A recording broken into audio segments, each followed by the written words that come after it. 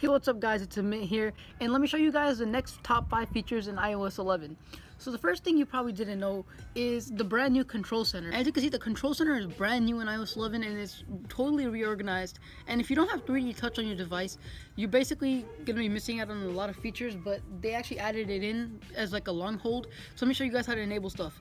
So in the control center, all you have to do is just hold on this right here. So if you want to expand this view, all you need to do is long hold this and you can see everything, what is called airdrop, all of that stuff. So you basically have to long hold this if you don't have 3D touch. And let's go into other stuff. For the music, you can also long hold and you have more options to airplay this and stuff. It's a nice, more smoother look. So for brightness and stuff, we have the option to just slide up like this. As you can see, it's just a live updating right there. So for brightness, we can do the exact same thing and it's just going to be like that.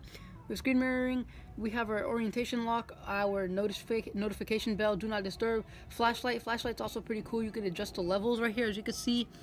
And yeah, we have our timer, camera, screen recording. That's basically where everything is going to be. So you're basically going to just be lifting, scrolling up here, and this is how the new multitasking is going to look. It's merged with Control Center now for you guys. So all you have to do is basically, to get into multitasking, is just swipe up right here.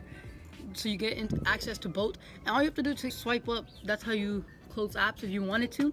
So if we go into settings, we can actually scroll down into Control Center. There's a new option for Control Center, and we can actually customize controls over here. So let's go ahead and customize controls, and you see that you have a lot of new things. So if you have an Apple TV, you don't need to carry your remote anywhere. You can just add this, so when you swipe up from Control Center like this, you'll have an option for the Apple TV remote right there.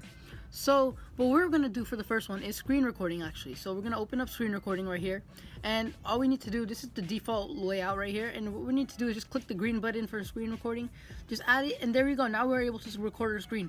So if you're wondering how to do that, just swipe up to Control Center, of course, and all you have to do is just tap on this and you'll see 3, 2, 1, and then you will see a red bar on top indicating that you are recording now, and you're basically screen recording right there. And that's as simple as that, and you can just swipe back into Control Center and stop it. That's how easy it is. Another amazing thing in iOS 11 is that you can rearrange more than one app at once. So let's go ahead and hold on this, the drag and drop with this, right? So we can hold on this, and let's go ahead and tap, like hold on this and tap on the other app, and there we go. You see that we have 2 options right here, and we could drag them both together if we wanted to. And yeah, that's pretty much it. So another great thing in iOS 11 for iPad especially is that we have this dock. As you can see, these are your most recently used apps right here on the side right here, and this is just your normal dock. So it feels more like the Mac OS product. If you swipe up and stuff, it just seems more professional, and it's actually nice to have it everywhere you are. So when you turn it around, it's like a MacBook, like you have it on you all the time. And so the next thing I'm going to be showing you guys right now is drag and drop in iOS 11. iOS 11, that was one of the main features for iPad.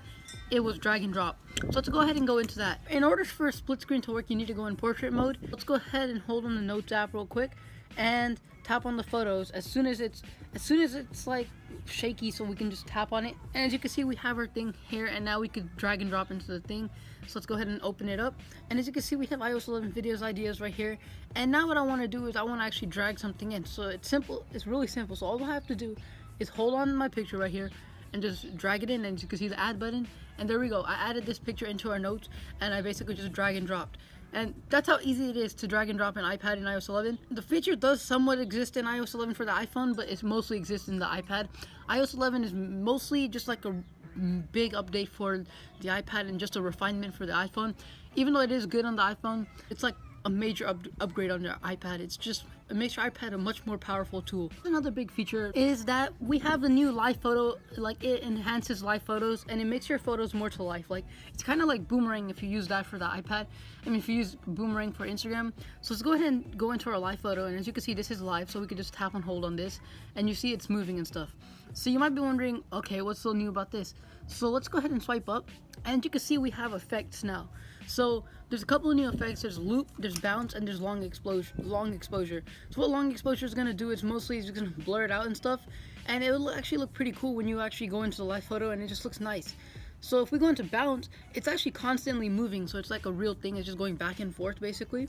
As you can see, it's just happening. It's like Boomerang basically right there. As you can see, I'm not even touching anything, and the photo is just like that. So anytime I swipe back to it, it's always going to be like this. It's just going to stay like this. So, and there's also loop, and loop is just going to be basically just looping the whole live photo again. As you can see, that it goes to the blur, that means it reached the end, and that's basically what it's going to be doing the whole time. And that's live photos for iOS 11. Alright, so another dope thing about iOS 11 is the fact that you're able to scan QR codes and stuff through the camera app. And I don't have any QR code in front of me, as you can see, but I'm going to be showing you guys through a video right now. You'll be seeing it right now. As you can see, as soon as you open the camera and you swipe and you scan a QR code, you'll see a little thing on the top that shows that you scan something. Just tap on it and enter your passcode and everything, and it'll do whatever your action told you to do. And that's one of the features. That's a QR code, and that's really important. We don't use that much in the US here, but in China they use it a lot, so that's why it's active there. Another dope thing is actually in the Notes app. So if you want to scan documents, you're able to actually do that. Let me show you guys how that works as well. I have it right here. So basically what you want to do is go into the Notes app, click the add button. You see the little add button, the plus button right there, and tap on scan documents. After you tap on scan documents, just hold your camera up to the document and just take the picture. You could just take the picture of whatever you want, and then on the bottom right, you're going to see save and stuff like that. As you can see right here, we are able to see save, and you have an ability to edit the pictures and all of that cool stuff. So after you save it, it's gonna pop up onto your notes as a little scanned document, whatever, right here, and then you're able to go edit this and change the color of it, black and white photo, whatever you want to do it, crop it, all of that cool stuff, and then it's saved onto your notes. You can share your notes, whatever, and then you can share it wherever you want, and that's pretty much it. Now the first and biggest feature that I think has been introduced to iOS 11 or improved from iOS 10 is the control center. The control center has been redesigned and is now customizable, which means you can add pretty much any action you like from your phone into the control center. So the way you would do that is by going into settings, heading over to control center, and looking at all of these actions. You would just simply add an action by tapping on the green plus on the left hand side, and remove any current ones by tapping on the red minus button.